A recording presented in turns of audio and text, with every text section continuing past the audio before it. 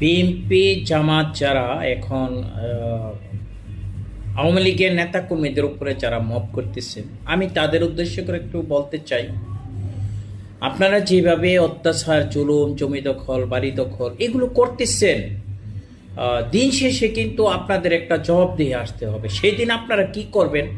আপনারা এগুলো ভেবে চিনতে আওয়ামী লীগের নেতাকর্মীদেরকে অত্যাচার করুন।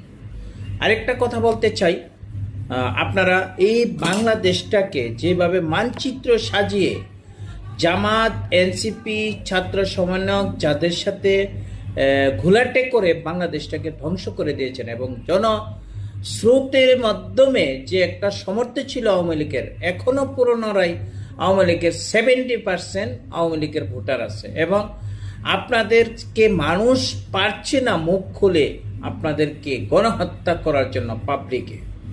আপনারা যেভাবে দর্শন, খুন, খারাপে, মার্ডার এবং মামলা বাণিজ্য যেভাবে করতেছেন, এগুলো একদিন আপনার